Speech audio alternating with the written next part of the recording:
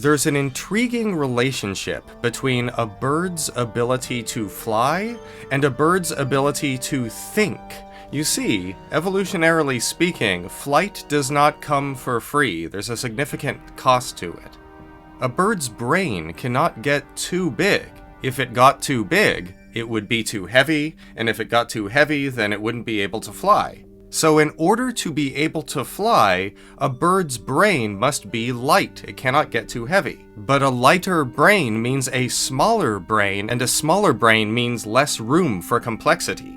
And yet birds are capable of incredibly complicated tasks, albeit specialized ones. Think of how sandpipers accurately hunt for perfectly camouflaged prey, or how birds of paradise engage in these complicated multi-step mating dances that could challenge a ballet student, or how wild geese navigate a very specific path all the way across the planet, in some cases having never done it before. Birds can do very complex things, and yet their brains are very limited and must be small in order to fly. A small brain with such specialized cognition means alien cognition. I mean, birds must think in a way that is entirely different from how we think. So in this way, because of their ability to fly, birds become aliens. Please don't take that one sentence and quote it out of context. Welcome to PhD&D, everyone. I'm Dr. Bowers, and today we are going to the Isle of the Ravens. This domain of dread, or subdomain, is an island in the Sea of Sorrows, and it goes back to the 3rd edition supplement, Domains of Dread. Very little was said about it in that supplement, just that it's an island sporting a single tower with swarms of ravens atop it, and a reputed Dark Lord who's a little wizard who turns anyone who displeases her into a raven. The 5th edition in Van Richten's guide gives us about as little information, but it does confirm that this Lady of the Ravens is not just a rumor. She is the Dark Lord. This is probably one of the only domains where official canonical lore is dwarfed by all the lore that fans have come up with. And I am happy to join in that tradition. As with all my Ravenloft videos, I'm going to go over what this domain is, list some media to help us get an imaginative grip on the place, and then sketch out an adventure. This adventure is a single-act one-shot for PCs of level 8, and while we won't be drawing from or repurposing anything from any WotC products or MCDM products or that Nerdarchy book, we will draw deeply from something else. Before getting to all that, though, what is the Isle of the Ravens? Well, before this island comes into sight, its primary inhabitants make themselves known to approaching ships. Large ravens swoop around the ship and perch upon the riggings and in portals, seemingly studying the ship's crew and passengers with eyes that glitter intelligently. When the island comes into view, sailors can see that it is forested, covering only a square mile, and at its center is a tall tower reaching upwards, around which hundreds of large ravens swirl like black clouds. This is the home of the Lady of Ravens, and any who offend her join her ebon-winged flock.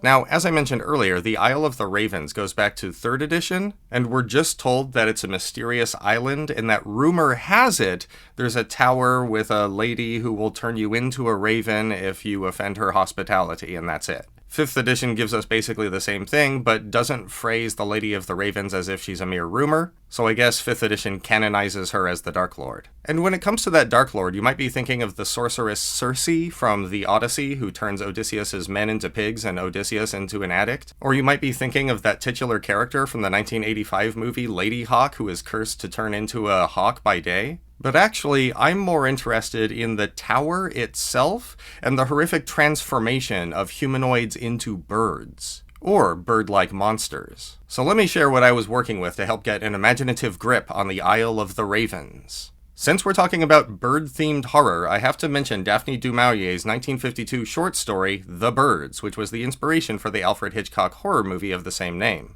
It's a classic bit of horror literature about birds, and although lots and lots and lots of bird-themed horror has followed since, this one is worth taking note of because it's sort of at the inception of that trend. I'm not going to draw so much from that story as from the 1953 story The Tower by Marghanita Laski. This is an excellent scary story, and I highly recommend it. There's a lot going on in it, and it's short, and it's really, really enticing. There are cool ideas in there, including some that are going to shape our adventure. There's a lot of sophisticated incorporation of theme, which I won't give away here, and it's really great. Not a sentence is wasted by the author. Very beautiful and efficient storytelling, and we're going to draw from it. And while we're on the topic of towers, I have to mention the 1996 story The Red Tower by Thomas Ligotti. It's one of my favorite works of fiction, or at least of horror fiction. It's a short story about the appearance of a tower in the middle of a vast and lifeless desert. The tower's construction is mysterious, there seems to be no way to get inside it, and strangely enough, the tower seems to generate objects like itself, morbid and curiously constructed, and sends them all over the place. It's not only descriptively intriguing, it's also a very metaphysical story in that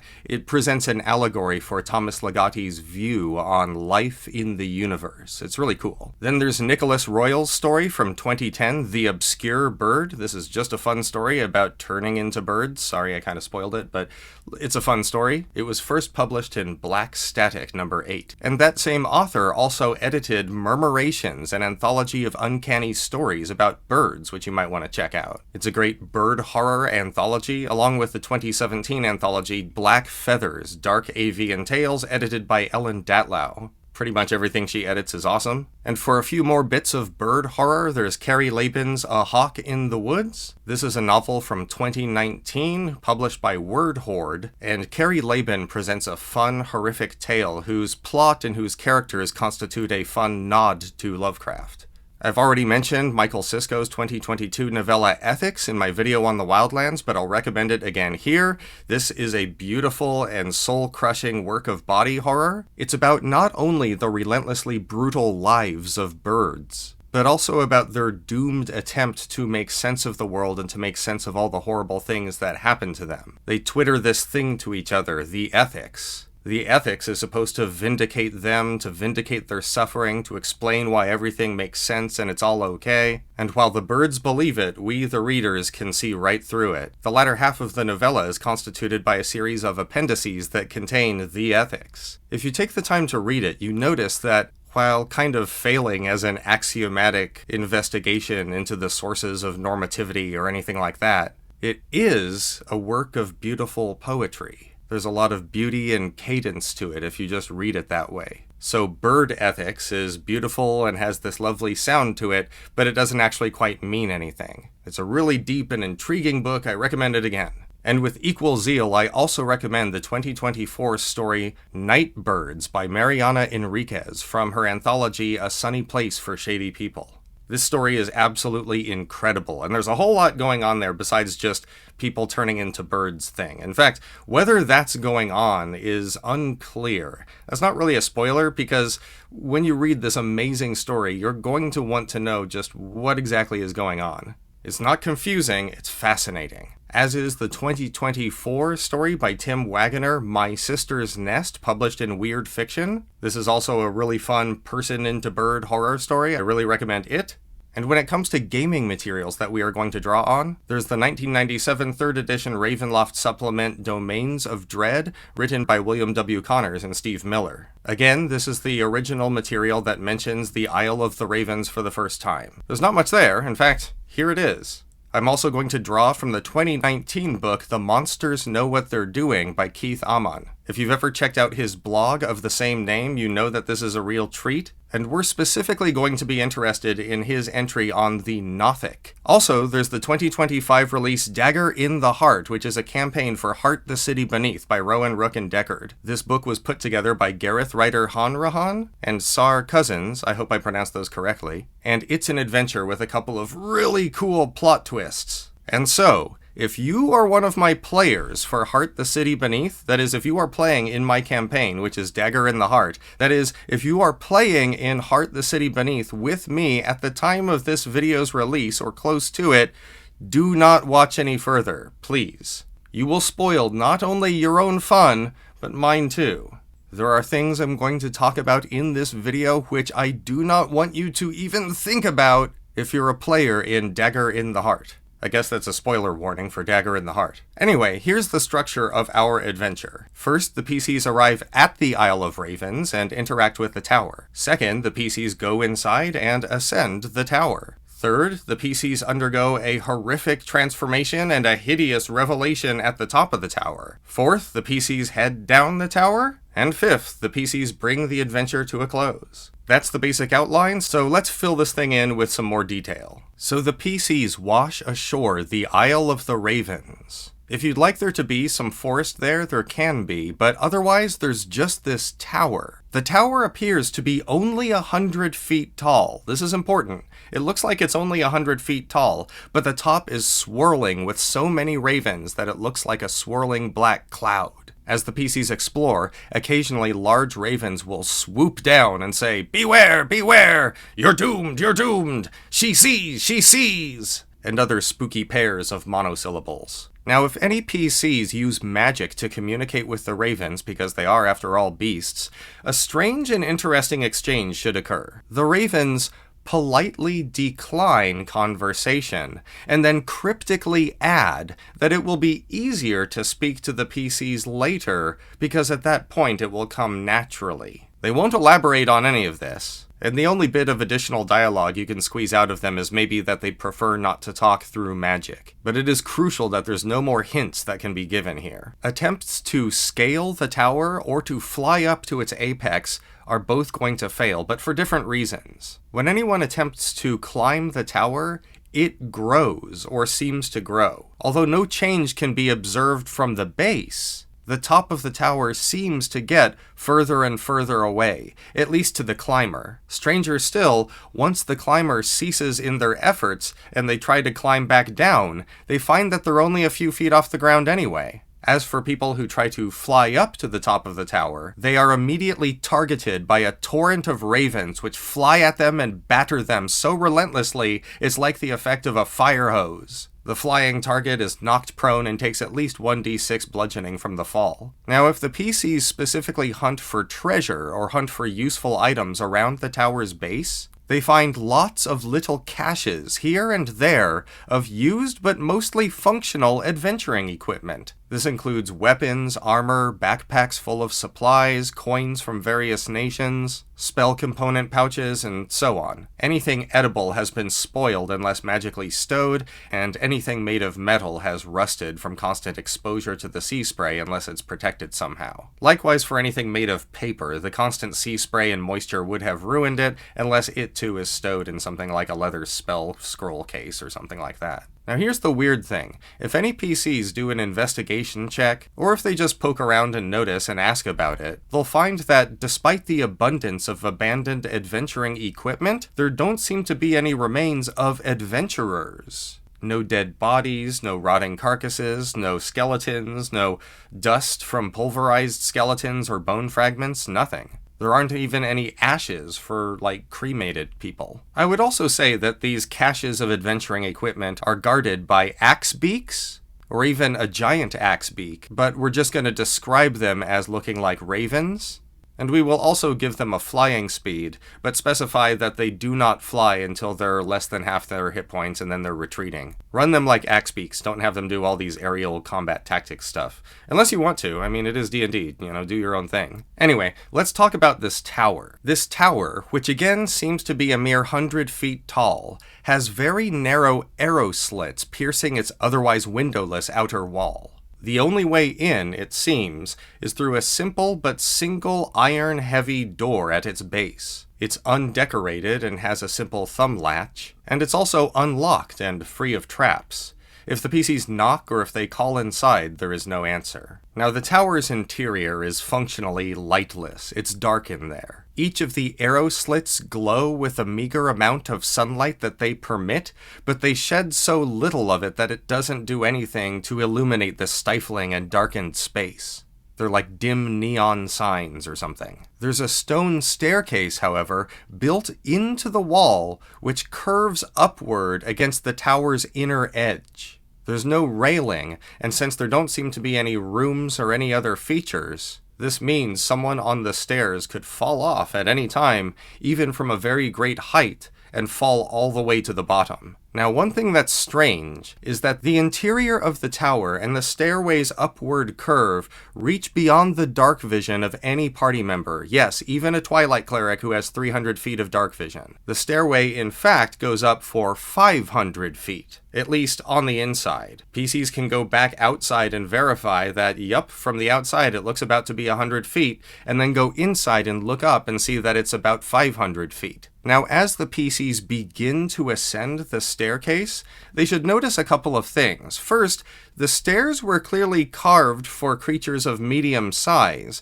but second, creatures of medium size cannot reach or see out of the arrow slits, which are way too high. And even if the PCs could see through the arrow slits, all they would see is a flash of light or darkness. They're very thin and narrow and barely usable as arrow slits. Your players might ask, what are these for? Indeed. Anyway, as the PCs ascend the tower, they face waves of combatants. First, there's a group of perytons, which we are reskinning or redescribing as giant ravens. They can have antlers and gore the PCs if you like, in fact that's kinda cool. But you could also flavor their gore attack as being their talons. The peryton fight shouldn't be too lethal, but it should take a toll on the PC's supplies or on their resources. And I would think the PCs can take a short rest at any point in the tower, but not a long rest. It'll get interrupted by frightful bird noises, like ravens croaking. Anyway, then the PCs face a group of Nothics, but they don't look like ordinary Nothics, if there's such a thing as an ordinary Nothic. In fact, I wouldn't call them Nothics.